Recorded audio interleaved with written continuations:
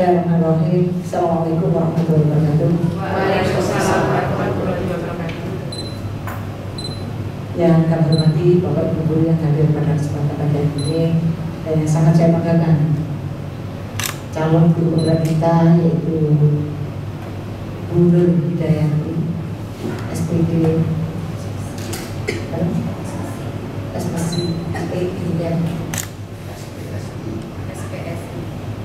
Alhamdulillah, kita masih diberikan Allah Subhanahu wa Ta'ala sehingga kita dapat mengantar beliau untuk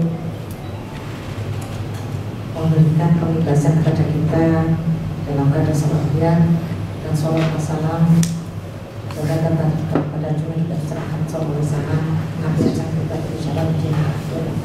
Dan terima kasih banyak atas kehadiran dengan semuanya dalam rangka menerima atau pembebasan, mendapatkan pembebasan dari Pak Yati, karena ilmu tidak diterima oleh beliau, oleh beliau bertiga. Tapi dalam hal ini adalah kegiatan Bu Yati memberikan pembebasan pada banyak semuanya, yaitu tentang dimensi budaya positif. Dan sebenarnya ucapan selamat itu kepada teman-teman kita yang sudah beberapa kali ini memberikan pembebasan pada pandangan semuanya, selalu diberi kelancaran oleh Allah dan selalu tampil yang terbaik, tampil hebat semuanya. Yang kemarin sempat saya ingin tahu penampilan dari Mbak Nia, ternyata Mbak Nia pun sekarang ini mungkin juga cara ngomongnya pun juga sudah beda. Nah, memang adalah ada ilmunya. Semua kita butuh ilmu. Terima kasih sampaikan pada pembina guru pengajarnya Mbak Nia, karena beliaunya itu kan masih muda juga, tapi sudah menjadi guru pengajar praktek. Jangan melihat mudahnya, jangan melihat siapa yang memberikan, tapi lihat ilmunya. Kebetulan dari guru praktek tersebut mempelajari lebih dulu, belajar lebih dulu tentang ilmu bagaimana memberikan ilmu kepada CGP yang ada di Kabupaten Lumajang.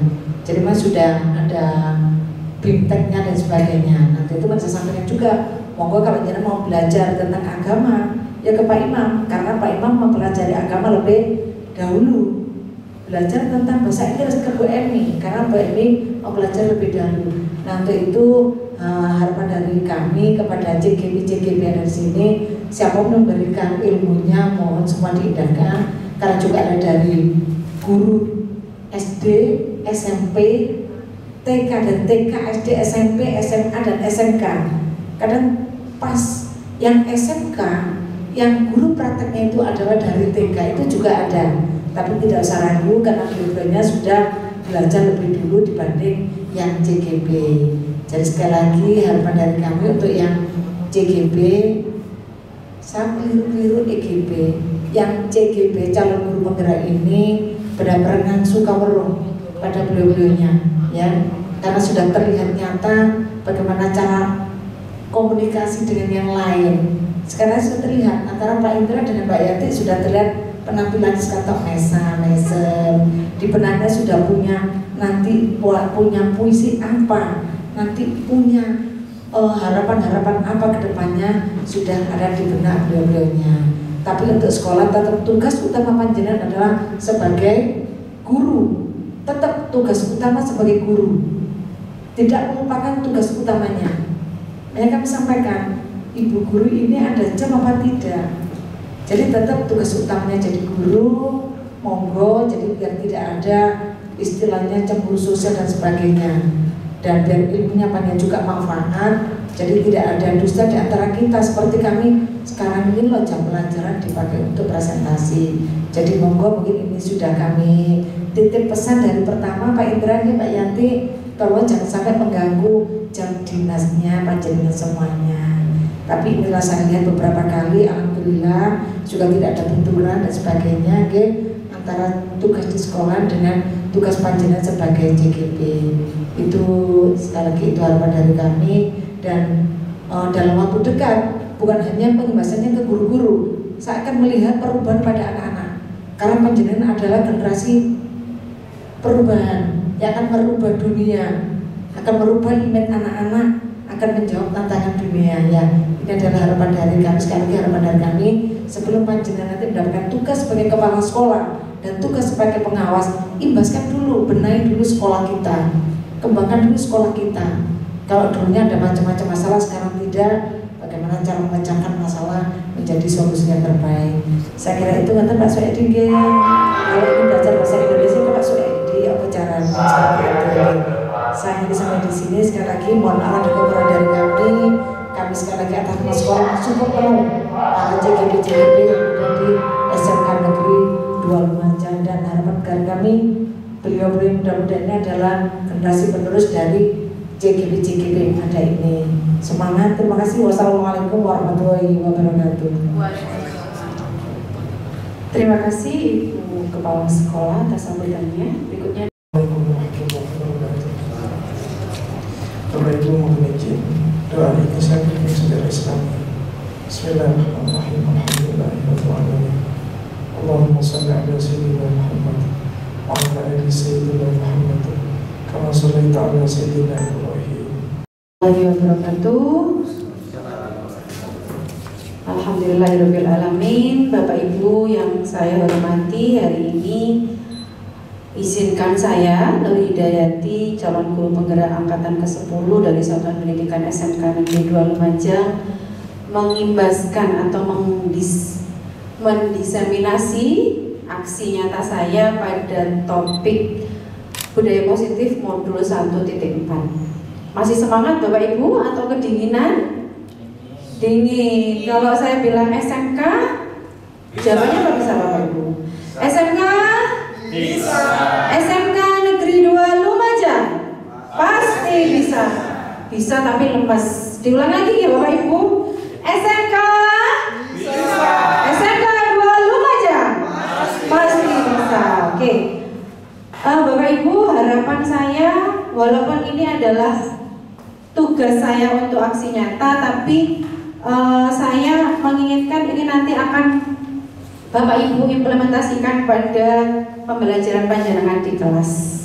Oke, semoga nanti kita bisa berdiskusi, sharing bersama, karena ini adalah kegiatan kita setiap hari di kelas. Bapak Ibu, konsep inti budaya positif itu ada 7 yang saya akan diskusikan sekarang. Yang pertama, paradigma pembelajaran. Kedua, disiplin positif dan nilai kebajikan universal. Teori motivasi, hukuman, penghargaan, dan restitusi. Kemudian ada keyakinan kelas, kebutuhan dasar manusia dan dunia berkualitas. Kemudian posisi kontrol, dan yang terakhir adalah segitiga restitusi. Bapak Ibu, seperti yang kita ketahui bersama bahwasanya ujung tombak dari pendidikan kita adalah siapa Bapak Ibu? Peserta didik, benar. Nah, kalau dari dulu kurikulum berganti berapa kali Pak Lili kurikulum Pak Lili berganti? Banyak kali sampai capek Pak Lili. Ada KTSP, ada kurikulum 2006, ada kurikulum 13. Kurikulum yang sekarang kurikulum Merdeka. Setelahnya kurikulum Bahagia. Nah, luar biasa di Indonesia ya Bapak Ibu guru. Nah, sekarang kita pada pembelajaran dengan paradigma baru, bahwasanya pembelajaran dengan paradigma baru merupakan pembelajaran yang dirancang berdasarkan prinsip pembelajaran berdiferensiasi. Berdiferensiasi yang dimaksud adalah pembelajaran yang sesuai dengan kebutuhan peserta didik, berdasarkan tahap perkembangan sesuai teori psikologi modern untuk mewujudkan profil pelajar Pancasila. Bu Emi masih ingat nggak profil pelajar Pancasila? Ada nyanyiannya Bu Emi? Ada nyanyiannya. Apa ya Pak Indra? Tadi nyanyiannya gimana Pak Indra? Pelajar Pancasila. Ini nyanyi ya? Belajar Pancasila, beriman bertakwa pada Tuhan yang Esa, dan berhalal mulia, berkomitmen global,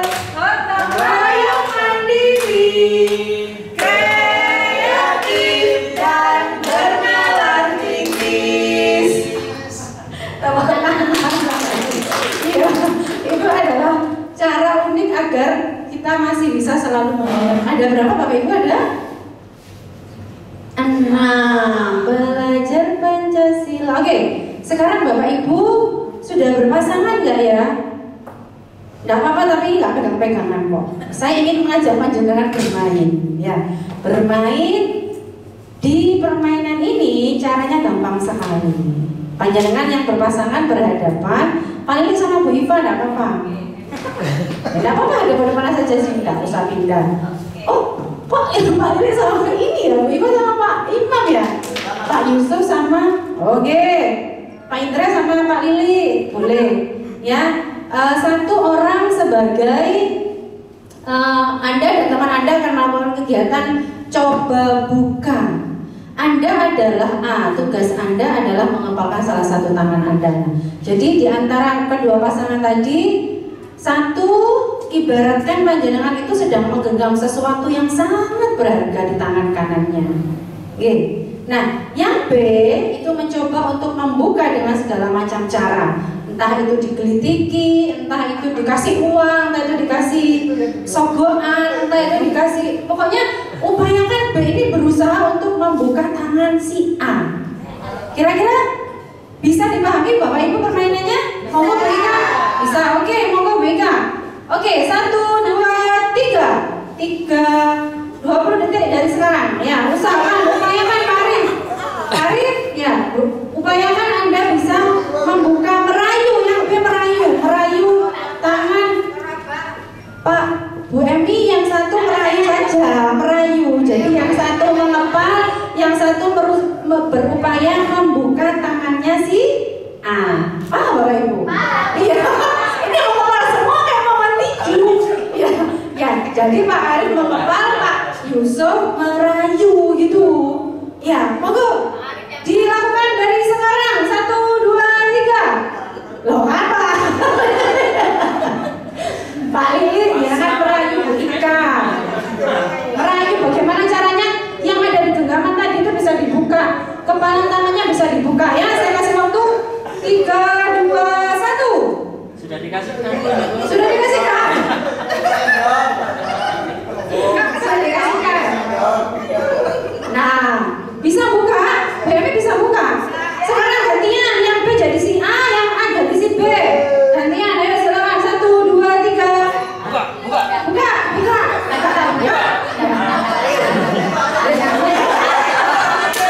Bisa buka. Bu Emi bisa. Oh, iya. Oh, bisa. Pak Lili bisa. Ada yang bisa. Pak Lili kenapa mau membuka tangannya, Pak Lili? Oh, Sudah banyak merayu ya.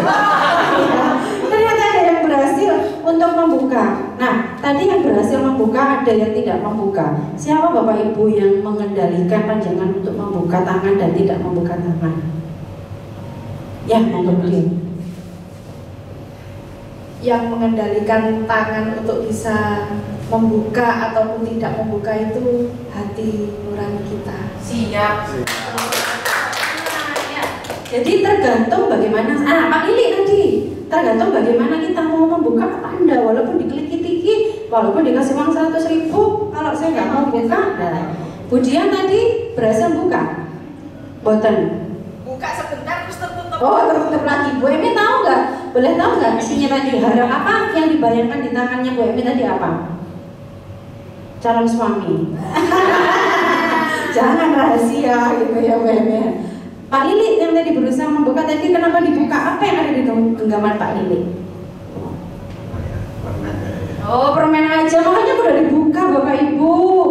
Tadi yang Pak Yusuf berhasil. Membuka. Kasih ya, kenapa Pak? Pasrah.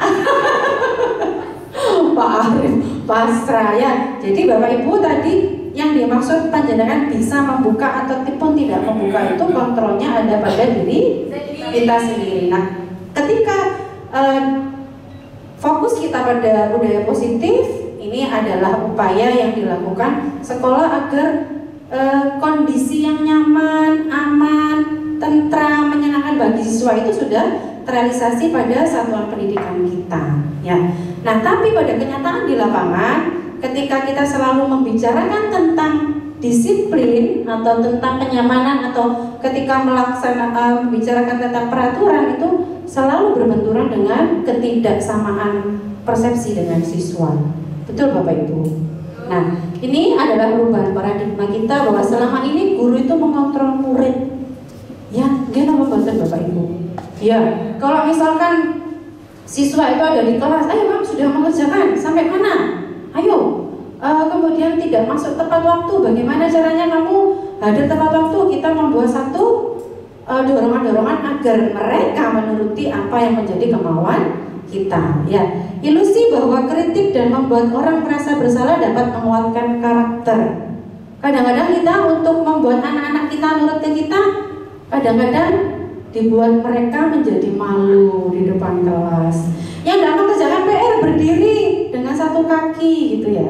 Saya masih ingat dulu ketika SD, ketika itu pelajaran matematika gitu. Kenapa matematika gitu ya? Ada guru matematika Bapak Ibu?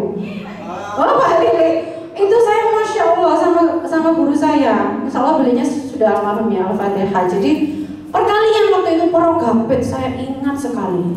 Ya, saya tidak iso ngadeg garam Porogapit. Nah itu sangat membekas pada diri anak ternyata Bapak Ibu. Saya yang sudah berusia 42 tahun ini sudah jadi guru tuh masih ingat. Ilusi bahwa semua penguatan positif, efektif dan bermanfaat. Apakah iya Bapak Ibu? Apakah iya penguatan positif itu bermanfaat atau memberikan penguatan kepada anak-anak? Jelas iya. Misalkan Bu Iva,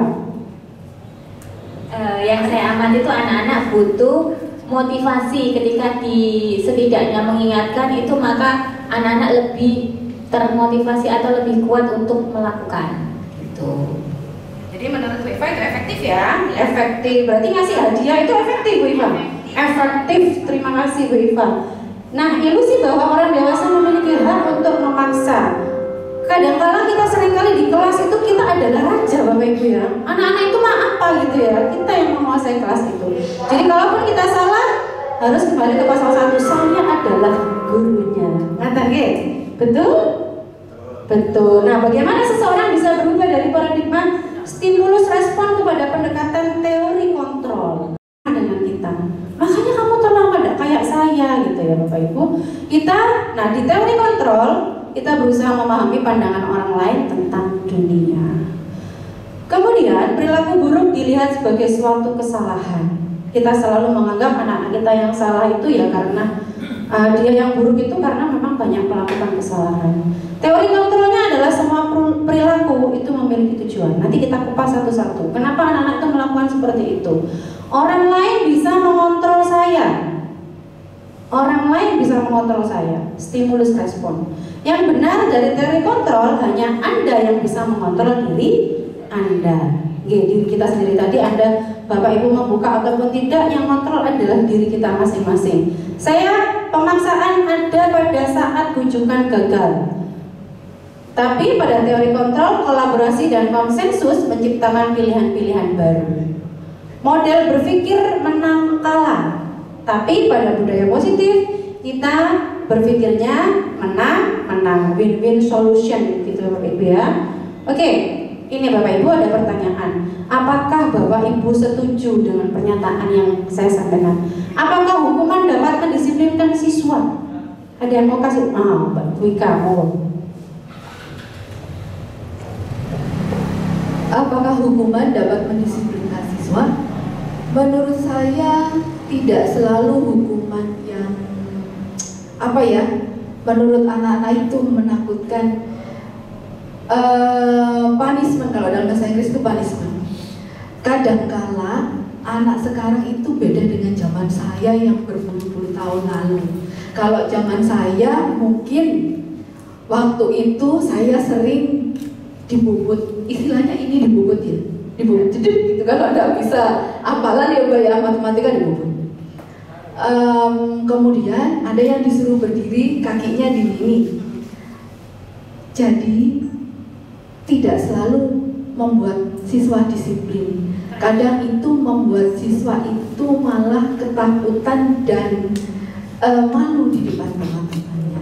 Alangkah baiknya dengan cara lain yang lebih baik, yang mendidik, tapi tidak dengan cara kekerasan. Itu membuat mereka malu.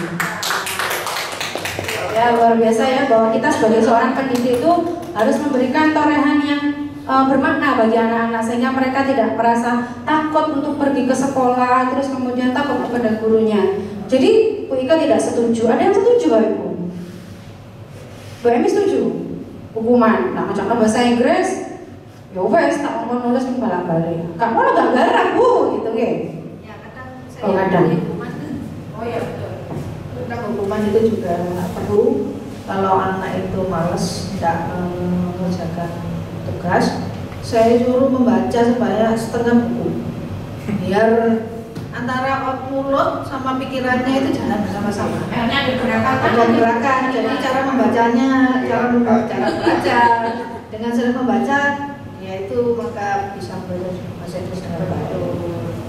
Jadi pada intinya, pada proses yang kita berikan ke anak-anak, setidaknya masih ada proses belajar di sana. Nah, apakah kemudian yang dilakukan Bapak Ibu tadi efektif? Kita lihat nanti ya. Pemberian hukuman dengan hal positif seperti membaca atau membersihkan halaman sekolah dapat meningkatkan disiplin anak, katanya Bu Emi tadi benar. Kalau katanya Pak Imam ini sebagai anak pondokan, kalau dulu katanya kalau anak pondokan, dah ini suruh ngeras jeding gitu. Itu tidak Ustaz? Ya, Ustaz. Memang ada kalanya ini harus diterapkan pada anak-anak, karena apalagi ini menurut saya, menurut kami,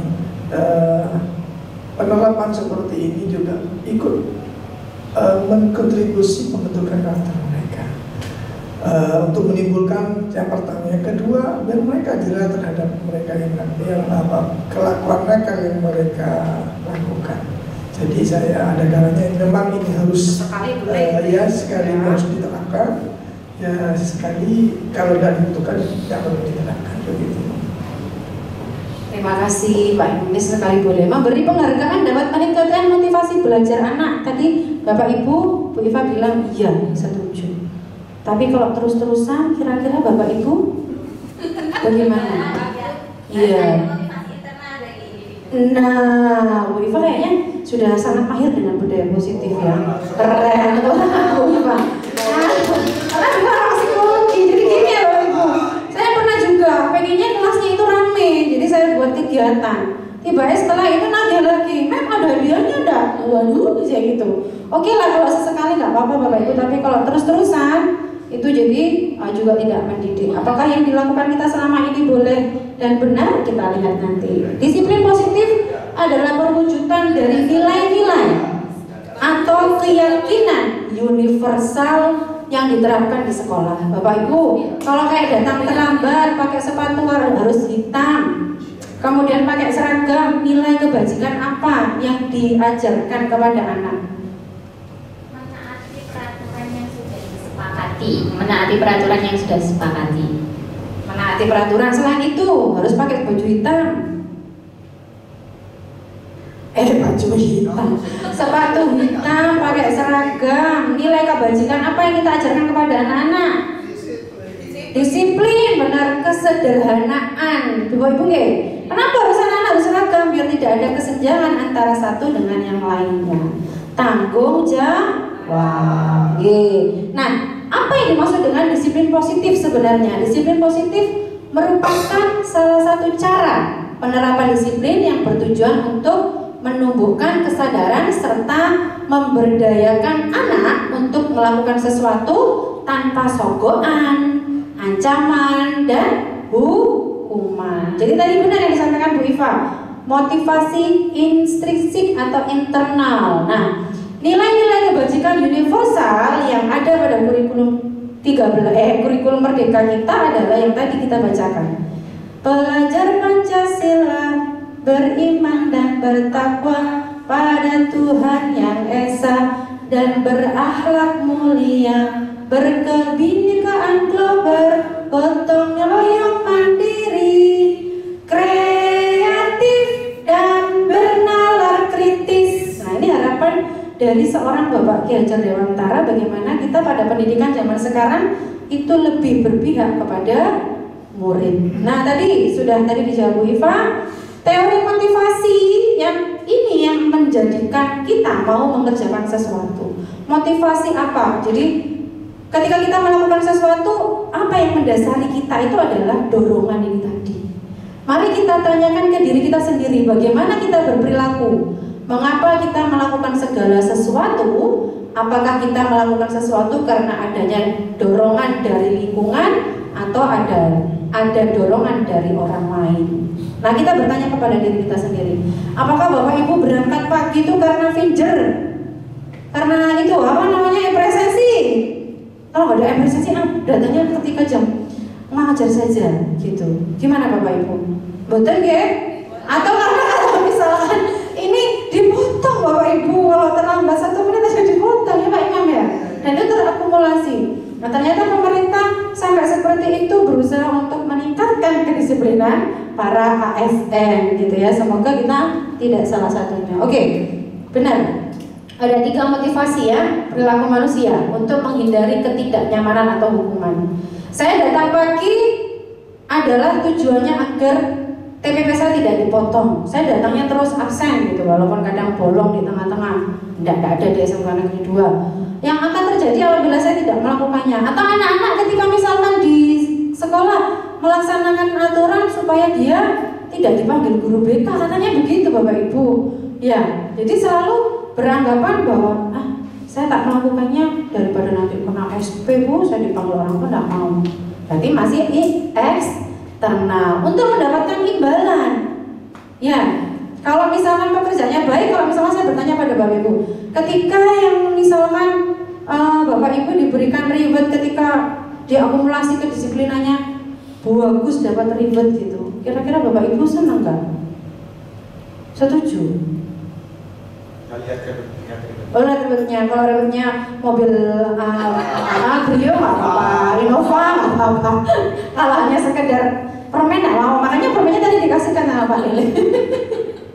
Nah, kemudian, yang benar ini adalah ini yang disampaikan tadi, untuk menghargai diri sendiri adalah motif internal. Ini yang lebih mengakar pada diri anak-anak dan diri kita, Bapak Ibu ya. Yang seperti apa bila saya tidak melakukannya? Malu Bapak Ibu, ada beban moral di sana ya. Oke, kita masuk kepada hukuman, konsekuensi, dan restitusi. Apakah hukuman itu? Apakah konsekuensi dan apakah restitusi? Dalam menjalankan peraturan ataupun keyakinan kelas atau sekolah, bila mana ada suatu pelanggaran, tentunya sesuatu harus terjadi. Untuk itu kita perlu meninjau ulang apakah tindakan penegakan yang sudah dilakukan kita dan sekolah itu sudah sesuai dengan hak-haknya anak. Kenapa kok masih banyak tingkat pelanggaran siswa Bapak Ibu? Sampai capek katanya Bu Stefani tadi di sesi yang pertama tadi, guru BK belenger gitu. Kok itu aja gitu ya Bapak Ibu. Oke, kita lihat. Hukuman. Aduh, nggak kelihatan ternyata ya. Hukuman adalah sesuatu yang menyakitkan harus terjadi. Kalau konsekuensi, sesuatu harus terjadi, sedangkan restitusi merupakan pilihan. Kedua, tidak nyaman untuk dilakukan oleh pelakunya, berefek jangka pendek. Lari, kamu kalau misalkan terlambat silakan lari ke lapangan basket 10 kali. Hukuman Bapak Ibu? Hukuman. Konsekuensi tidak nyaman untuk murid, tapi untuk jangka pendek. Ya, maaf yang tadi hukuman jangka panjang, jadi dia akan teringat terus. Ketika dia melakukan kesalahan, dia akan teringat terus efeknya. Tadi yang katanya Bu Ika, malu.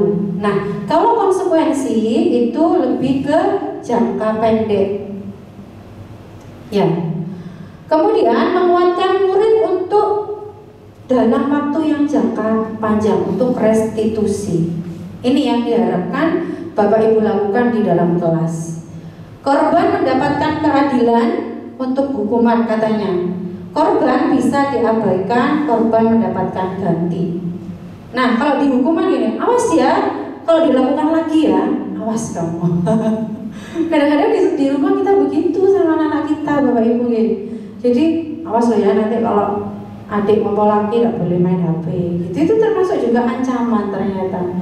Lah, lakukan apa yang saya lakukan untuk konsekuensi. Jadi konsekuensi itu lebih pada kesepakatan antara kedua belah pihak. Mungkin kalau yang tadi sudah disepakati dengan anaknya, mungkin berbicaranya sudah ke konsekuensi. Tapi restitusi ini adalah apakah hal ini sesungguhnya ingin kamu lakukan. Jadi diberikan pilihan untuk restitusi. Hukuman, konsekuensi dan restitusi dibuat oleh guru kalau hukuman. Betul nggak Bapak Ibu? Kalau selama ini tata tertib yang ada di sekolah masih fokus kepada guru atau sekolah, berarti kita masih mengedepankan hukuman. Tapi kalau sudah ada kesepakatan antara siswa dan guru, itu kesepakatan atau konsekuensi. Nah, tetapi restitusi ini dibuat oleh murid. Diharapkan anak itu bisa menentukan, menyelesaikan masalahnya sendiri dari permasalahan yang dihadapi. Nah, fungsi guru ini adalah menstimulasi. Okay? Nah, harapannya seperti itu. Nah, perbedaannya apa Bapak Ibu? Hukuman merangsang. Menstimulasi, merangsang apanya Pak Lili? Perbedaannya merangsang apa Pak Lili? Tanya yang mana Pak Lili? Oh, menstimulasi itu bahasa lainnya merangsang perilakunya untuk muncul. Pak Lili, soalnya Pak Lili sudah ngantuk Bu Iva.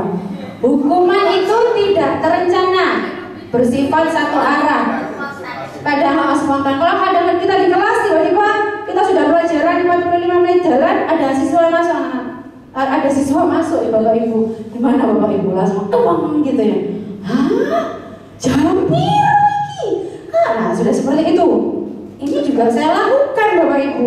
Oleh karena itu dari kegiatan ini kita bisa sama-sama berefleksi bahwa selama 15 tahun saya mengajar itu saya keliru Bapak Ibu. Semoga nanti ada perubahan bersifat satu arah, bisa berupa hukuman fisik, psikis atau kata-kata yang kasar. Betul, makanya tidak bisa dilupakan. Oke, jangan sampai anak-anak menorehkan sejarah-sejarah yang tidak menyenangkan pada kehidupannya. Kemudian konsekuensi bersifat terencana sudah disepakati, bentuk-bentuk konsekuensinya dibuat oleh pihak guru.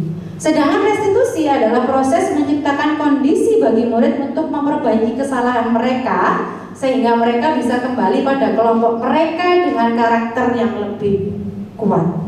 Ini adalah harapan dari Gosen. Oke, kita tes ya Bu, Bapak Ibu ya. Mencatat 100 kali di dalam buku kalimat saya tidak akan terlambat lagi karena terlambat sekolah, berarti hukuman apakah konsekuensi? Hukuman. Kenapa Bu Ika? Ya dihukum, harus mencatat sampai 100 kali. Iya. Dipaksa. Ada sesuatu yang dipaksa dan itu tidak menyenangkan Bapak Ibu ya. Lari mengelilingi lapangan basket 2 kali karena terlambat hadir di sekolah. Nah, sudah jelas hukuman. Ini murid diminta untuk push up 15 kali, hukuman. Kalau konsekuensi berarti harusnya bagaimana Bapak Ibu? Kalau nggak pakai masker berarti beli masker, gitu. Kalau beli masker tokonya tutup. Nggak usah maskeran itu ya. Apakah hukuman menggantikan kertas tugas teman yang telah dicoret-coret? Konsekuensi ya, karena dia sudah merugikan orang. Jadi kedua belah pihak diuntungkan dalam hal konsekuensi. Untuk berikutnya, membersihkan tumpahan air di meja tulis karena tersenggol pada saat belajar.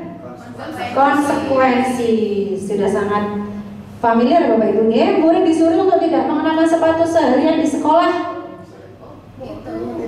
Hukuman ya. Kalau ini Bapak Ibu, lari mengelilingi lapangan karena terlambat 10 menit untuk pelajaran PJOK. Hukuman apa konsekuensi? Konsekuensi. Kenapa Pak Imam? Karena ini sudah diawali atau disepakati di awal pertemuan, dan ini harus anak-anak harus komitmen atas apa yang mereka sudah lakukan. Harus on time. Ternyata terlambat sepakatan ya.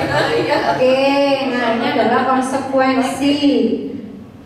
Nah, Bapak Ibu, kalau tadi Bu Iva bilang Bapak Ibu, apakah benar penghargaan itu bisa meningkatkan motivasi belajar? Kita lihat di sini, dihukum oleh penghargaan judulnya. Bahwa penghargaan berlaku sama dengan hukuman. Dalam arti meminta atau membujuk seseorang melakukan sesuatu untuk memenuhi suatu tujuan tertentu dari orang yang meminta, itu pengaruhnya luar biasa. Pengaruhnya jangka pendek dan jangka panjang. Penghargaan sama dengan menghukum. Penghargaan mengurangi ketepatan. Ini penghargaan tidak efektif. Penghargaan merusak hubungan. Ini apa buatan? Iri temannya. Yo mestilah itu orang jeneng ini, ya enggak Bapak Ibu? Yang ketiga. Iya jadi apanya Pak? Ya, penghargaan itu. Kenapa Pak? Yang ketiga. Oh maksudnya? Rusak hubungan. Penghargaan menurunkan kualitas diri seseorang Bapak Ibu ya. Jadi jangan sampai kita itu melakukannya karena penghargaan. Penghargaan mematikan kreativitas. Itu tadi. Lapo ya paling iku ae wis entuk wis gitu ya. Ya pantes ae dapat memang enggak ada. Nah, gitu ya Bapak Ibu ya, pasti itu ada yang seperti itu. Penghargaan mengurangi motivasi intrinsik.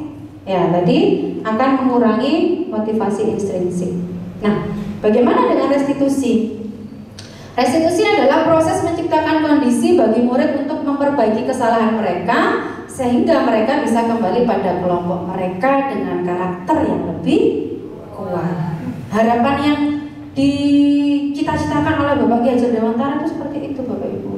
Kita memaksa atau kita menghimbau anak-anak itu karena memang dia melakukannya atas kemauan sendiri dan dari keyakinan yang dia pegang. Iya, sehingga ketika ditanya, kamu sekarang tahu nggak kesalahan kamu kenapa? Tahu. Terus apa yang bisa kamu lakukan? Gitu Bapak Ibu. Saya bisa bayangkan ya, seorang wakil kesiswaan menghadapi anak yang terlambat 100 orang gitu. Tanya seperti itu, kira-kira bagaimana Bapak Ibu? Meniran ya Bapak Ibu ya. Nah, tapi ini insya Allah harus juga bisa kita mulai dari yang sedikit, yaitu yang di kelas-kelas kecil, sehingga sekolah ini akan mendapatkan dampaknya. Nah, ciri-ciri restitusi adalah proses kolaboratif yang mengajarkan murid untuk mencari solusi untuk masalah mereka dan membantu murid berpikir tentang orang seperti apa yang mereka inginkan. Ini yang dinamakan keyakinan. Ciri-cirinya apa? Bukan untuk menebus kesalahan, namun untuk belajar dari kesalahan, memperbaiki hubungan, tawaran bukan paksaan. Restitusi menuntun untuk melihat ke dalam dirinya.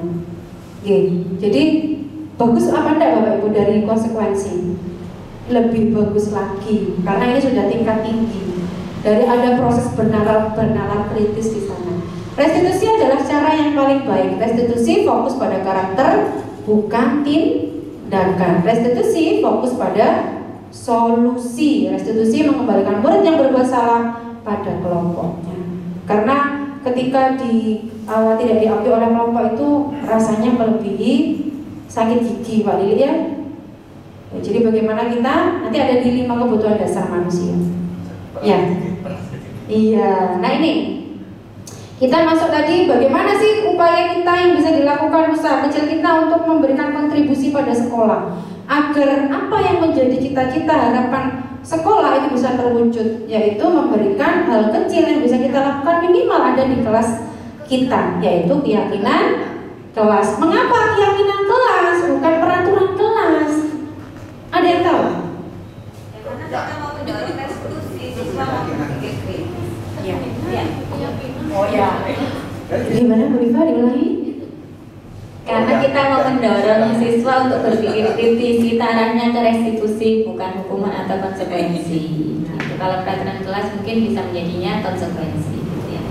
Betul sekali Bapak Ibu ya. Karena kita ingin menumbuhkan motivasi instruksi tadi biar anak-anak itu bisa berpikir lebih dalam, bukan karena paksaan, tapi memang dari dirinya. Ya, mengapa kita memiliki peraturan? Nah itu untuk mendukung motivasi intrinsik kembali ke nilai keyakinan lebih menggerakkan seseorang dibandingkan mengikuti serangkaian peraturan. Bapak Ibu sudah mendengarkan kan?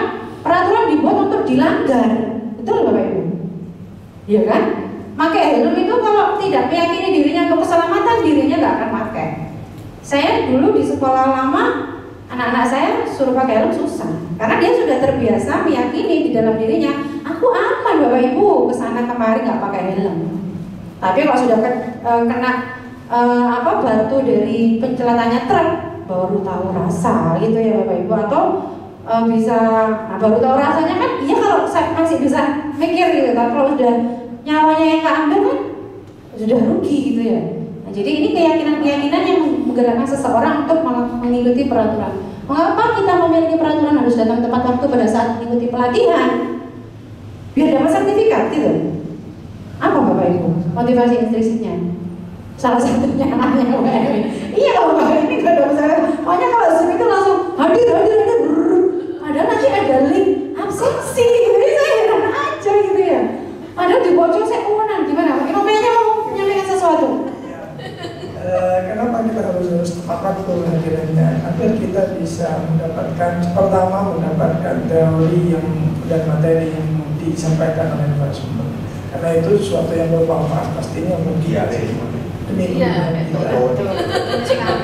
Nah iya sih guru agama harus intrinsik ya. Keyakinannya itu takut sama yang mencatat gitu ya Pak ya. Nah oke. Nah oleh karena itu Bapak Ibu saya yakin sudah sangat familiar dengan keyakinan kelas ini. Tujuannya apa Bapak Ibu membuat keyakinan kelas ini? Apa kemudian? Supaya tercipta. Kalau menurut pendapat saya ya, tujuannya untuk dibentuk keyakinan kelas itu supaya tercipta suasana yang kondusif, tetapi tidak merugikan salah satu belah pihak. Jadi di awal kita membuat kesepakatan apa saja yang harus kita sepakati dan kita patuhi.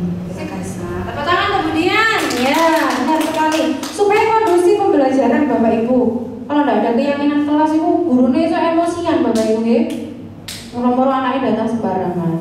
Mempersilakan warga sekolah atau siswa untuk mencurahkan ide. Nah, ini prosedur yang bisa kita lakukan di kelas. Silakan Bapak Ibu memberikan kesempatan anak-anak untuk berargumentasi. Ini untuk juga melatih anak-anak lebih percaya diri dan ada dorongan untuk diterima di dalam lingkungannya. Kalau saya misalkan masuk sekolah tapi masuknya Senin sama Kamis kayak puasa Senin Kamis, boleh nggak gitu? Kira-kira boleh apa enggak gitu ya. Jadi di situ akan muncul diskusi dengan anak-anak Bapak Ibu. Mencatat semua masukan. Jadi kita tampung semua Bapak Ibu ya. Ganti kalimat negatif menjadi positif. Jangan buang sampah sembarangan. Diganti apa Bapak Ibu? Buang sampah pada tempat yang benar sekali. Ya. Jangan terlambat lagi. Datang tepat waktu. Hindari kalimat yang negatif. Ya. Tinjau kembali curahan pendapat yang terkumpul dan susun menjadi keyakinan kelas atau sekolah. Luar biasa Bapak Ibu ya, kita masih juga dengan perangkat kita mengopeni anak, makanya guru itu insya Allah pahalanya tidak pernah terputus karena amal jariah Bapak Ibu. Amin ya rabbal alamin. Loh, bayangkan dengan sekian banyak anak, makanya Bu Stefani itu menurut saya lebih stabil emosinya dengan sekian ribu anak, gak stres itu. Luar biasa. Tinjau kembali sudah, tinjau ulang keyakinan kelas yang sudah tersusun. Dalam Pak? Iya. Dan beliau masih sehat, itu sudah luar biasa. Meninjau dan menyetujui dengan mendatangani keyakinan kelas yang ditempel di dinding kelas. Harus ada legalitas Bapak Ibu, bukan hanya di surat nikah saja Pak Lili. Di sini juga kita tanda tangan. Terus akhirnya kita papa. Harus ada legalitas supaya anak-anak ingat. Iya. Diletakkan kemudian di tempat yang bisa mudah dibaca. Masalahnya kita kelasnya movie class. Gimana? Tadi pertanyaannya banyak Bapak Ibu yang bikin seru itu. Ya. Nah, ini yang sudah saya lakukan di kelas. Bukti fisik, saya pertamanya memberikan pembukaan kepada anak-anak apa sih? Nah, seperti yang saya lakukan dengan Bu Dian. Seperti yang disampaikan Bu Dian supaya kondisi kelasnya. Saya memperlakukan anak-anak kalau alfa, maka konsekuensinya ini anak-anak, sehingga lumayan meningkatkan ketidakhadiran siswa, meningkatkan kehadiran siswa, menurunkan ketidakhadiran siswa. Kemudian anak-anak menempel curah pendapat, tempelin di situ. Nah, dikaji, dikelompokkan. Yang terakhir, anak-anak boleh kemudian memberikan pendapatnya dengan keyakinan yang sudah kita sepakati. Oke, seperti itu. Oke. Kebutuhan manusia dan dunia berkualitas. Sudah saya sampaikan tadi Bapak Ibu, pada prinsipnya anak-anak atau kita ketika melakukan sesuatu itu pasti dorongannya adalah kebutuhan kita. Anak-anak ada ya, Bapak Ibu mungkin di kelas punya anak yang kemudian anaknya suka rame Bapak Ibu. Ya, sampai di dewek, masa dulu itu ngajar di SD sampai ditaleni Bapak Ibu. So, beneran. Hanya ditaleni karena dia gak bisa diem, ganggu temennya kelas 10. Gini. Kelas 10, kelas 1.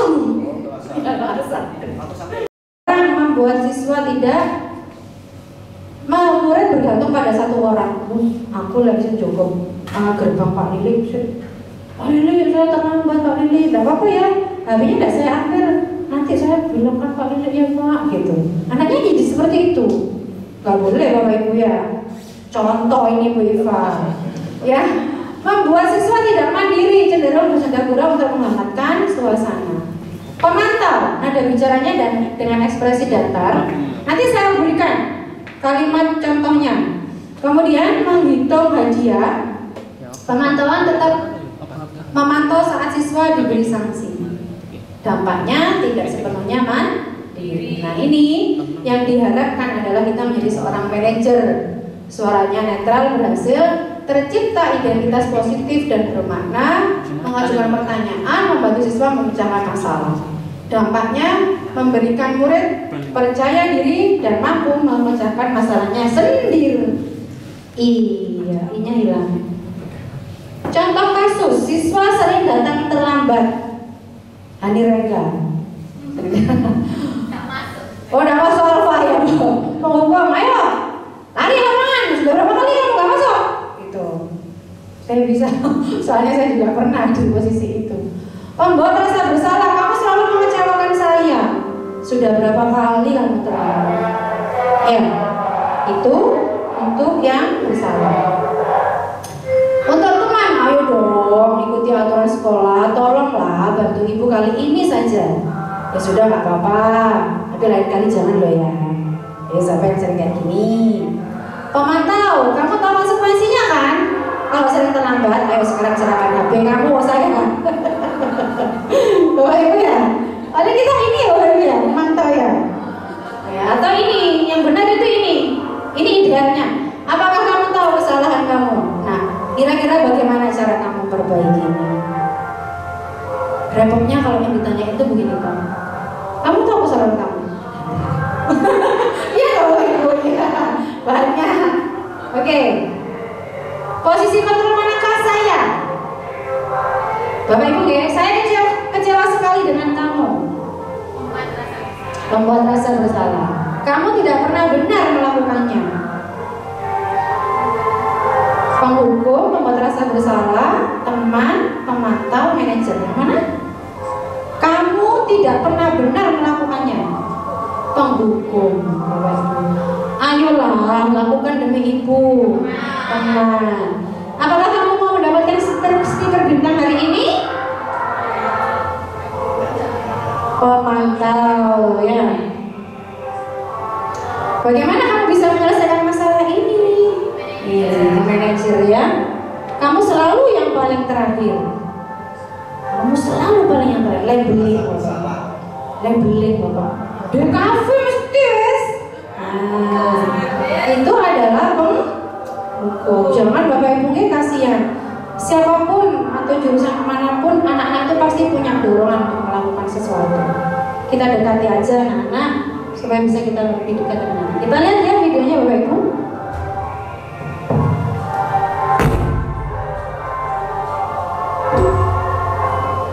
Salam bahagia ibu dan bapakmu. guru hebat. Dalam penerapan disiplin positif restitusi, salah satu program yang dikembangkan adalah 5 posisi kontrol. 5 posisi kontrol dalam restitusi adalah proses perjalanan seorang pendidik agar dapat mengenali dirinya. Pada video kali ini, kita akan membahas tentang 5 posisi kontrol yang dikembangkan oleh Diane Dawson dan contoh penerapannya.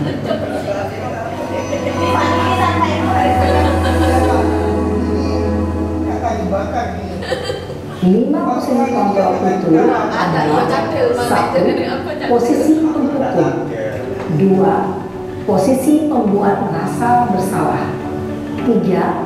Posisi teman, 4. Posisi pemantau atau monitor, dan 5. Posisi manajer. Untuk lebih memahami kelima posisi tersebut, mari kita saksikan kasus Naren yang terlambat hadir 20 menit di sekolah dan melihat bagaimana kelima posisi kontrol dalam menghadapi masalah tersebut.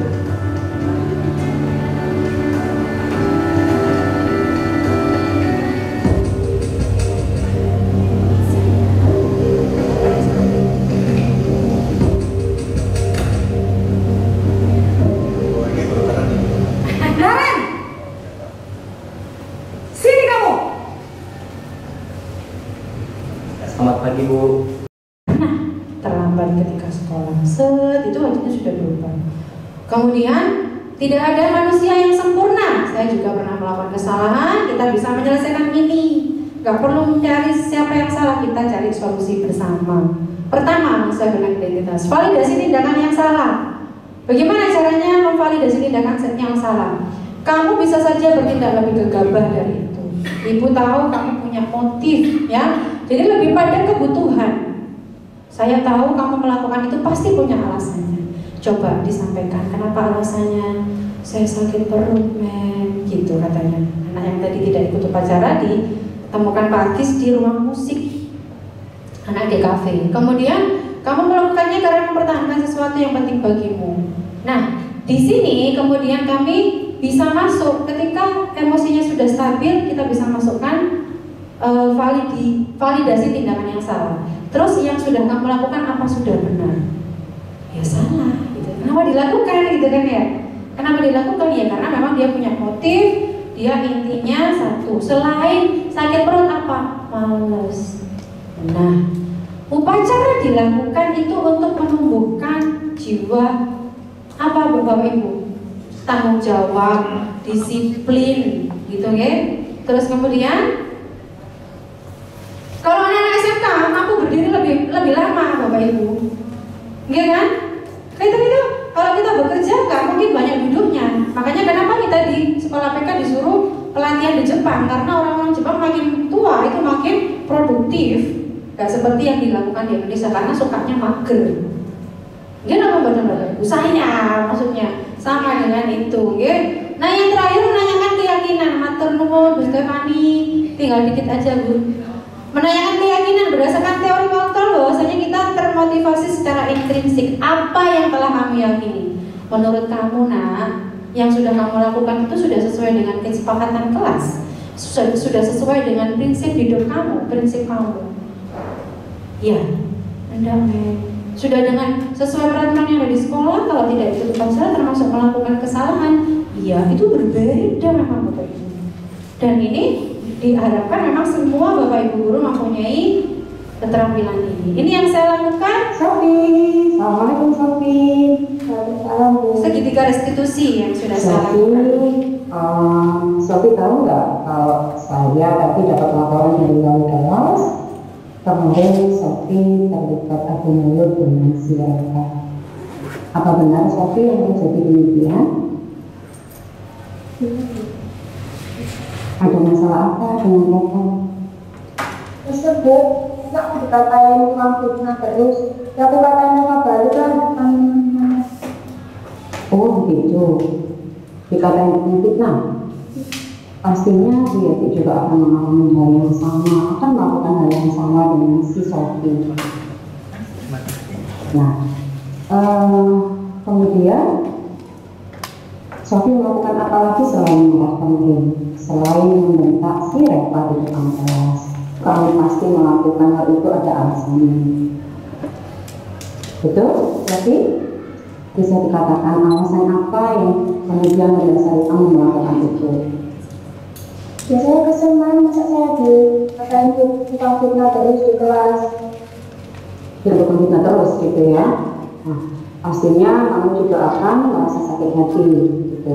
Tapi apakah yang kamu lakukan itu adalah perbuatan yang dibenarkan atau dibolehkan menurut keyakinan kelas kita, Sofi? Ya kan saya membela diri ya. Membela diri. Menurut keyakinan kelas kita, Sofi masih ingat? Saya ulangi nih Bapak Ibu, karena dia pegel. Keyakinan kelas kita, Sofi masih ingat? Jadi Sofi telah melanggar keyakinan kelas yang mana, Sofi? Yang saling menghormati. Sofi mungkin setelah ini Sofi tahu nggak caranya supaya ketika ada perbedaan pendapat Sofi bisa meredam dan tidak melakukan hal yang seperti itu tadi. Apa yang bisa dilakukan Sofi?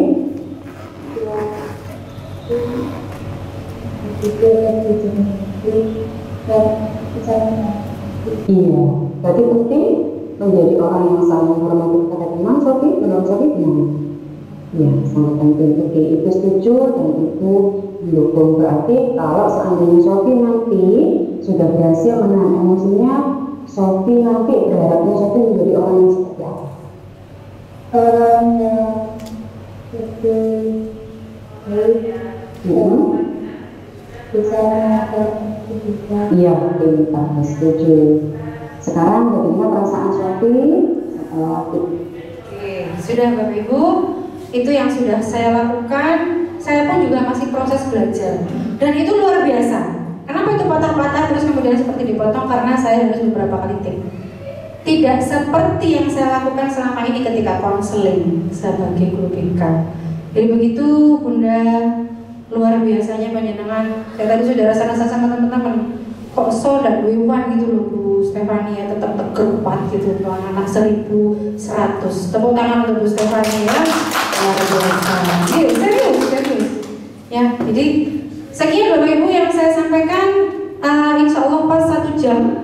Terima kasih atas rawuhnya, atas kerjasamanya. Mohon maaf atas hal-hal yang kurang berkenan disampaikan atau konsep saya yang kurang menguasai. Saya berharap ini bisa kita diseminasikan juga ke yang lain dan kita terapkan kepada anak-anak kita. Terima kasih Mas. Jadi minta tolong foto dulu Mas. Oke. Moga Bapak Ibu kita foto. Assalamualaikum warahmatullahi wabarakatuh. Saya Imam Al-Khair SPDI, rekan sejawat dari Ibu Nur Hidayati SPSI, calon guru penggerak angkatan 10, Satuan Pendidikan SMK Negeri 2 Lumajang, Kabupaten Lumajang, Provinsi Jawa Timur, Indonesia. Pada hari ini Jumat 31 Mei 2024, alhamdulillah saya selesai mengikuti diseminasi penerapan budaya positif yang disampaikan oleh Ibu Nur Hidayati SPSI, dan alhamdulillah juga saya mendapatkan pencerahan baru, ilmu baru dari beliau, terutama lebih paham dan memahami kata disiplin. Apa makna kata disiplin? Materi yang disampaikan oleh beliau sangat mudah sekali saya pahami, dan insya Allah akan saya terapkan di kelas saya, terutama di kelas agama. Ditambah lagi dengan dokumen-dokumen yang beliau sajikan ketika beliau presentasi tadi, contoh seperti video, foto beliau ketika penerapan beliau di kelas. Alhamdulillah sangat menambah pembekalan kami untuk kami terapkan di kelas kami, terutama di kelas agama.